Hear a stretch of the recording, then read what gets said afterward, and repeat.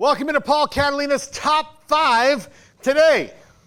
Top 5 best coaches never to win a title. We're going to go through major sports, college and professional. My apologies to the NHL, Garrett.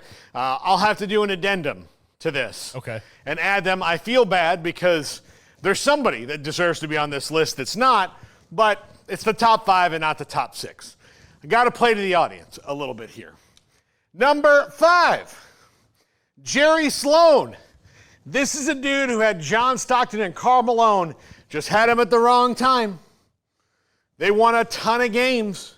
They won Western Conference titles, but the Bulls existed. Jerry Sloan was this young and this brilliant in coaching now. He might have 7 titles. Who knows? But sadly, Jerry Sloan and the Utah Jazz have no rings. And that's because Michael Jordan exists.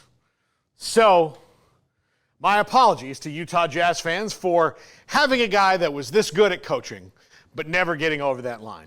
Number 4, Felipe Alou, longtime Major League Baseball manager, had a ton of wins, well respected. And when he was the manager of the Expos, he had one of the best teams ever created.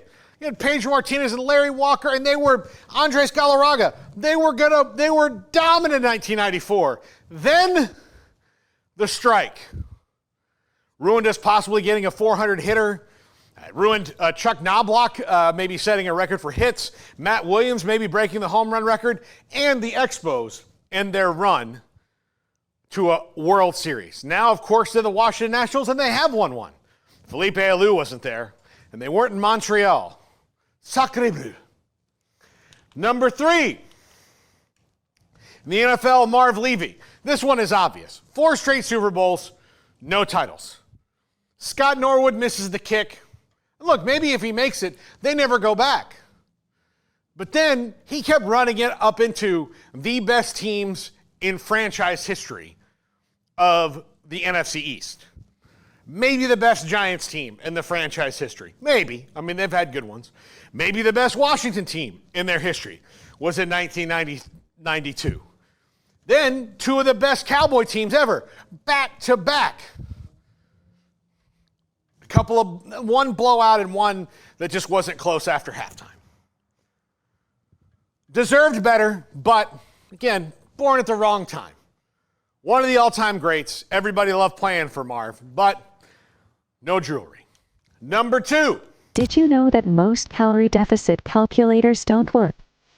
My dietitian recommended the Lasta to me, and it turned out to be the only one that got my calorie deficit right.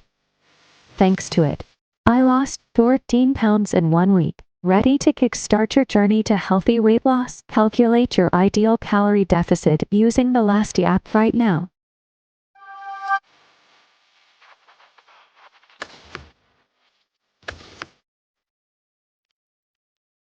In college football, it's Bill Snyder. Sir Parker and Texas A&M snatched away his best opportunity to play for one. And they had a couple others, if things had gone their way, might have been in the national championship figure. And certainly, had there been a playoff back when Kansas State was at its peak under Bill Snyder, they'd have been in it several times. And with the way that he coached and they played, would not have been surprised to see him win one. But college football is the most unforgiving when it comes to coaches who were great.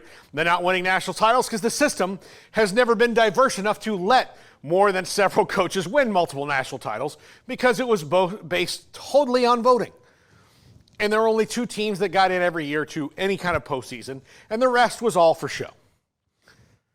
But Bill Snyder, and the reason I picked Bill Snyder over Bo Schembechler, who has more wins, is Bo Schembechler was the coach at Michigan.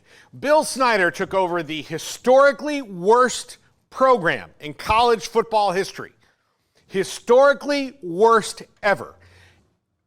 They crowned a lot of homecoming queens and made them into what they are still even today. His coaching job at Kansas State is one of the most impressive in the history of college athletics, nay, athletics in general. And number 1, even though there's several guys in college basketball that fit this, I really do think it's Kelvin Sampson.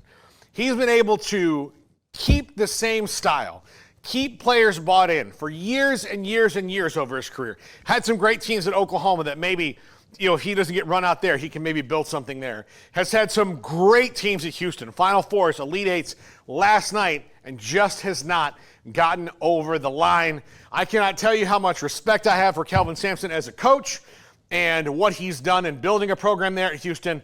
I hope he gets another chance to do this because last night was heartbreaking, and it's going to live with Houston fans until the moment that they finally get one. And if there's ever a coach who deserved a ring for what he means to a university and what he means to a sport, to me it's Kelvin Sampson. But alas, it was not to be. And the dirty, disgusting Florida Gators took away something that was rightfully his. I say that as a bitter, bitter person who knows that this is not a rational thought. I won't say congratulations because it kills me. It kills me. But I'm very sad for Kelvin Sampson. Just gutted for the Houston fans. And that is going to do it for this top 5. See you later.